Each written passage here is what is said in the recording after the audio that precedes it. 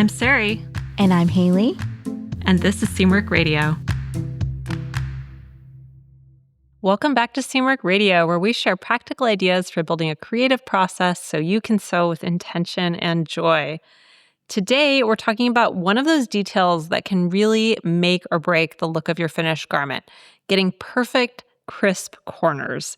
We'll cover the techniques that make all the difference when you're sewing collars, cuffs, pockets, and any other detail where you need a sharp, clean point.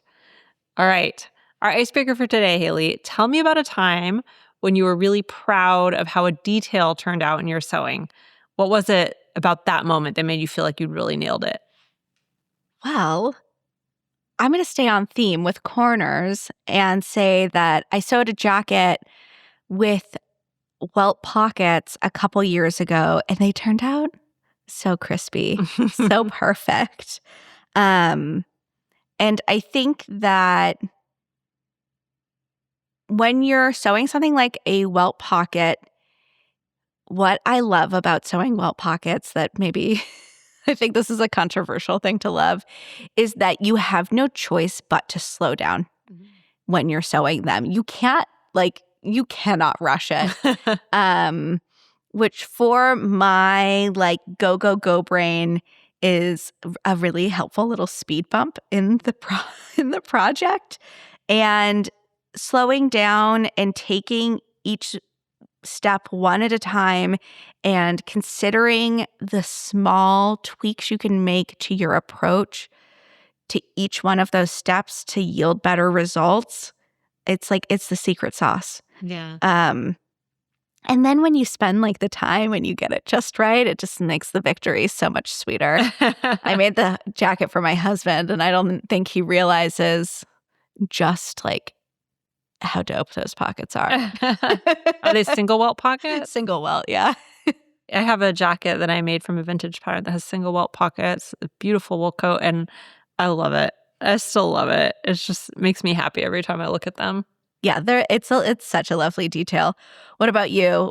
Tell me about your proud detail moment. Oh, I've had a lot of them. One that comes to mind more recently is I made, I keep mentioning these on every episode, but I made the Chelsea jeans not that long ago. And I just love doing those classic denim details. Mm-hmm. I always feel like it's so satisfying when you're done and you can look at it and you're like, wow, it looks like a pair of jeans. I made jeans. It's just very exciting, no matter how many times you've done it. And I think it's because, like you're saying, you do have to slow down and do all those little details with care, especially the top stitching, which can go wrong if you rush through it. So that's what I really, really love about making jeans or anything that has all those kinds of denim details. It's very satisfying. It is. Yeah. So if you have an icebreaker for a future episode for us, you can leave it in a 5-star review on Apple Podcasts, and we'll answer it in a future episode. We love hearing from you guys. So if you have a question for us, just leave it in a review so we can see it. All right. So let's get to our talk about points and corners. Because I have to admit, when I first started sewing, corners were one of those things that would just completely frustrate me. I would always get frustrated by them. I'd spend hours on a shirt, I'd get to the collar, and it would just come out looking not quite right. The points would be blunt instead of sharp, or there would be little puckers, or the fabric would be kind of bulky and lumpy. Or there was a time that I tried that trick of using a knitting needle to push out a corner, and I punched a hole right through the collar instead. Have you ever done that? Yeah, with a metal knitting needle. Yeah, it's a bad idea. It's not a good idea. You have to be very, very careful if you're gonna go with that trick. I was so disappointed. It's just one of those details where the difference between okay and amazing is pretty noticeable. And the thing is, once you know the right techniques, it's actually not that hard. But without them, you feel like you're just never going to get that crisp, tailored look that you're going for. So the good news is that these techniques work on everything: shirt collars, jacket lapels, cuffs, even things like pockets with pointed flaps. So once you master them, you're going to start seeing opportunities to use them everywhere. Did you ever struggle with points and corners like this? Yeah, I think when I first started out, the place where I would get really frustrated is with collars because you have 2 points right next to each other. Mm-hmm. And I felt like sometimes one would look really great and the other one would look not so great. Yeah. I just felt it was really hard to get a uniform result when I first started before I knew all of the tricks and was like implementing them in an intentional way. What Yeah. about you? Yeah, definitely. Yeah, like I said, it's one of the things that I definitely struggled with at first. But once you know those little tricks, it's really not that hard. It's really not that difficult, and some of it is just practice too. If you do this a few times, you practice a few times, you'll get it. It's definitely possible once you know the right way to do it, the right tools and the right techniques, like we always say. Yeah, it's the Seymour way. Mm-hmm. Do you find that there are certain projects where the corners feel like way more intimidating than others? Like between doing like a simple cuff versus like a blazer or something like that? I think what you just said about the collar, I think that's the most intimidating because it's not just there's 2 of them, but it's right by your face. Yeah. So it's quite visible. And they're like an inch away from each other. Yeah. I think that's what makes it so challenging. I think cuffs to some extent because you do tend to look at them quite often if they're on your wrist, but I think collars are probably the most intimidating. Yeah, or like a notch collar where you have 4 points. Yeah. Even worse. Yeah. I do feel like with a coat or a jacket, you're often making it in a bulkier fabric like a wool. And I do think that tends to be a little bit more forgiving than like a cotton shirting, which you really need crispness, like perfect crispness. Yeah. I was going to say for me, I think that sometimes those fabrics that are crisp but bulky can pose a specific set of problems because with like a wool, your expectation isn't like a perfect point. Having like a little bit of a softer point, especially on something like a wool coating, is kind of like you expect it. There's only so much sharpness you can bring. But something like denim, where it's quite crisp and you're contending with bulk, can also be a place where I still to this day, I'm like start sweating a little. Yeah. Gotta make this right. Gotta clip it just so. Yeah, that's true. All right, well, let's get into the tips for doing this because there are some things you can do, tools and techniques that are going to make this a lot easier for you. So the first one is to shorten your stitch length as you approach a corner.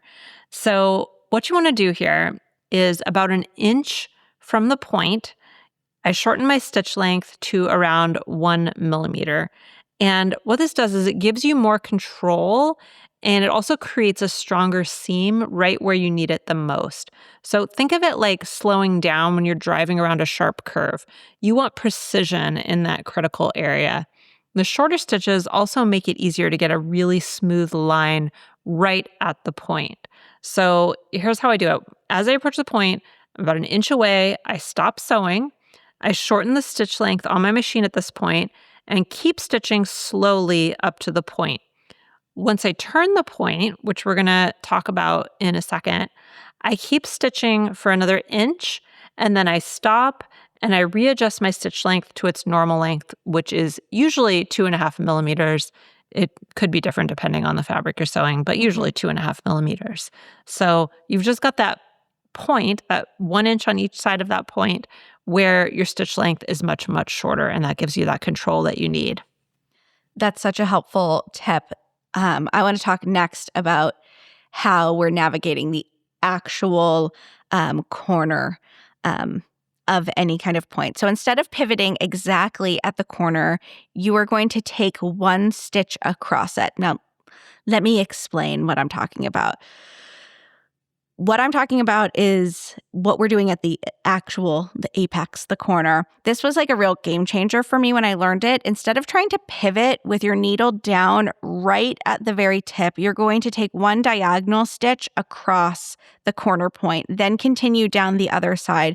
It sounds really counterintuitive because if you want this really sharp point, then why are you not creating a sharp stitch line, but it actually gives you a sharper point once you turn it right side out. The tiny bit of fabric that you're leaving creates just enough room for the seam allowance to sit properly inside, so there's less lumpiness in bunching.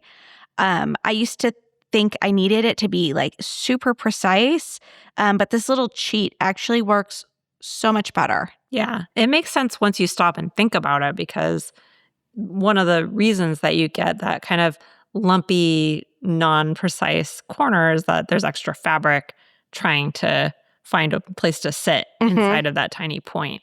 So having a little tiny bit extra room for it actually gives the illusion of a sharper point. It's pretty interesting. All right, so we've talked about stitching up to the point. We've talked about stitching across the point. Let's talk about fraying. That's another problem that you've probably run into. I've definitely run into this when it comes to doing corners and points. So if you're worried about fraying, you could add a line of reinforcement stitching. So let me explain that.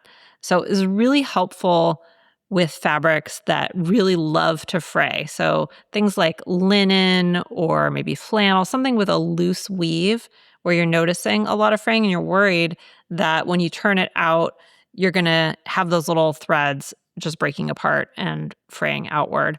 Or maybe, you try to punch a knitting needle through it and end up with a big hole. So if you are worried about that, what you can do is start about 1/2 inch from the point, right on your original stitch line. So after you've sewn that corner, you go back and about 1/2 inch from the point, start on your stitch line, and you sew just inside the point. So maybe a scant 1/8 inch, even less, inside your seam allowance, and then taper it back toward the other stitching line. So it's almost like a little corner within a corner. And it creates a little insurance policy for your corners. This kind of prevents the fraying with that first line of stitching, and then the second line is kind of like your second line of defense. So I do this often if I'm worried about a fabric fraying, because I like to clip very close to the corner, which I'll talk about in a minute, and it definitely makes me feel more secure. This next tip also has to do with avoiding fraying, because I think, like we'll talk about with clipping, it can be that can be an issue that you run into when you're sewing corners. So I like to use a tiny dab of fray check just at the point. This is such a simple step, but it makes a huge difference. One small drop right at the corner point before you trim. You have to let it dry completely before you clip. This is really important. And it's especially helpful on fabrics that tend to unravel, but it gives you that confidence when you're trimming close to the stitching. I keep a bottle handy near my sewing machine because I use it so often. Yeah, I love fray check. I think 2 critical things about fray check that I want to point out. Yes. 1, don't use too much of it because it will cause stiffness. It'll just feel really crispy and crunchy if you use too much of it. So you just want a tiny little dab. The other thing about fray check is, this is something I learned the hard way. If you put it over your chalk mark or pencil mark on your fabric, it will be there permanently. Yeah, it's like a top coat nail polish. Exactly. Think of it like a top coat. So I have on the back of my baker top a little blue dot because I used some fray check there without realizing there was a little blue dot there. And so it's there forever. And I need to do something about it. I've been thinking about embroidering over it something. Like a little red heart. That would be cute. That would be cute. But that's just something to keep in mind because it will set that chalk in there permanently. So I just wanted to bring that up so you don't make the same mistake I did. Great tip, especially because we tend to mark our points with chalk on occasion. Yes, points and corners are often marked with chalk, so it's something to be aware of. You can remove it first. Next is clipping the corner strategically to remove bulk. So this is where a lot of people get nervous, but removing that excess fabric is really crucial for a crisp point. So let me tell you a little bit about how I do it. I start by clipping straight across the corner. So I'm getting as close to the stitching as I dare. And if you need to use that second line of stitching or fray check to give yourself a little insurance policy, you can. But I like to start getting really close to it and stitching straight across the corner. Then I make 2 more cuts at 45-degree angles towards the corner to remove even more fabric. And the goal is to get as much bulk out of there as possible. There's very little room for, the fabric inside of a turned corner. You want to remove as much of that as possible if you really want that crisp line. So think of it like carving away everything that doesn't belong there. And it feels scary at first, but once you see how much better your corners look, you're going to be a convert. And those other tips that we shared about using the fray check, using the second line of stitching, those will just give you the confidence to get that close to your stitching line. Yeah. And the small stitch length helps too. Yeah, definitely. And then finally, the actual turning of the corner. I like to use a point turner to push the corner out gently.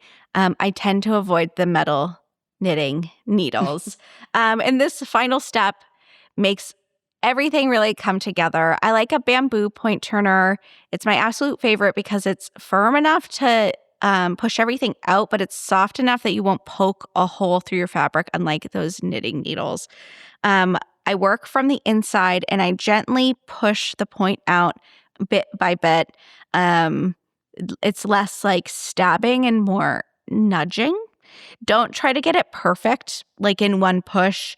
This is where you may rip through your fabric if you get too aggressive with it. Take your time and kind of coax it into the shape that you want. Then bamboo is also really great because you can press right over it if you need to. And the bamboo is like heat resistant enough that you're able to do that. Where if you were using a plastic point turner, you would not be able to press directly over it. Sari, what do you use for point turning? Do you have a favorite tool? It's funny because I really like bamboo point turners too, but I've found that they've kind of been hard to find lately. And I don't know why that is, but I don't know if Clover still makes them, but I can't find them in fabric stores. Oh. And I don't have one currently. So I have another point turner that's a plastic point turner, but the one I've been using the most is, I didn't realize this, but the seam gauge actually can be used as a point turner as well. And I like that it's very flat. So it's really easy to get into tight spaces. So I've been using that when I don't have another one available to me. But that's my favorite right now. Yeah. The other tool I like to use is the surgical forceps, because this is like a David Page Coffin trick that he used where you fold the seam allowances within the seam lines, and then you grab onto it with the surgical forceps, and surgical forceps clamp into place once you pinch them. And then you turn the corner right side out, and the surgical forceps hold the seam allowances into place so you don't have to like coax them into place by with a shoving motion. They're already kind of in place. You release the forceps and then it's just kind of zhuzhing and it's kind of a nice tool. Yeah, I like that. I also like David Page Coffin had a trick for turning the corner around the bamboo point turner. So you stick it in there, or not in there, but you put it on top of the corner and then you turn the fabric around it. So it's kind of already in there when you turn it. I find that to be a little bit tricky to do depending on the fabric, but if you can get it, it's a nice little trick. Yeah, he was a real like master of shirts. So I feel like I could see that working really well for like shirting fabrics. Yeah, for shirtings. All right, well, let's recap our 6 tips for perfect corners. 1, shorten your stitch length as you approach the point. 2, take 1 stitch across the corner instead of pivoting exactly at it. 3, add reinforcement stitching if it's needed. 4, use fray check at the point. 5, clip away excess fabric strategically. And 6, use a point turner to gently shape your finished corner. So my big takeaway is that getting perfect corners is really about having the right techniques. It's also about the right tools, but I think it's primarily about the right techniques. And it's not really about being more skilled or having steadier hands. It's just about knowing these specific steps and then taking the time to do them. And once you know how, it becomes second nature. And I think this is true for so much in sewing, where it's just about knowing what to do and then doing it. It's not about having any special abilities. Yeah. I love that takeaway. I think that my takeaway, it's like a takeaway and it's a tip.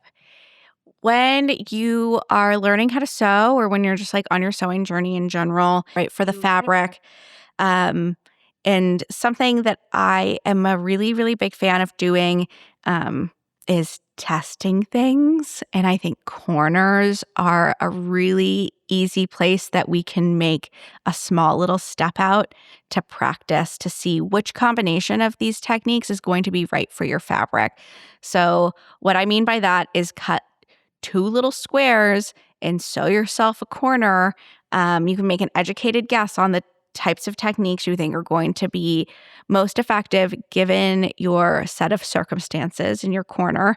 But it's so worthwhile on something that's as precise as a corner to just take the extra 5 minutes to figure it out. Because trust me, you're not going to want to be sitting at your sewing machine picking out 1 millimeter stitches when the combination of steps you used wasn't quite right for your fabric. Yeah, that's a great tip. I think that's helpful in so many different circumstances too. And speaking of perfect corners, we have 2 brand new patterns coming out in just a few days. They're going to give you some great opportunities to practice these techniques. So the Brom shirt dress and the Cosmo blouse will both be available on October 1st. The Cosmo blouse in particular is going to be perfect for putting these corner tips to use because it has this absolutely adorable wide pointed collar that's going to look so sharp when you nail those corners. And if you're already a Seamwork member, you'll have access to these new patterns as soon as they launch. And if you're not a Seamwork member, this is the perfect time to join us. So head over to seamwork.com/join to become part of the community and start designing and building your wardrobe alongside us. And if you liked this episode, we would love it if you could leave us a review. It really helps other people to find the podcast when you do that. And you can leave an icebreaker question for us that we can use in a future episode when you do that. You can also follow us on YouTube at Seamwork Video. You can follow us on Instagram at Seamwork. And if you'd like to become part of the Seamwork community, head over to seamwork.com to learn how to join. And that's it for us this week. I'm Sari. And I'm Haley. And this is Seamwork Radio.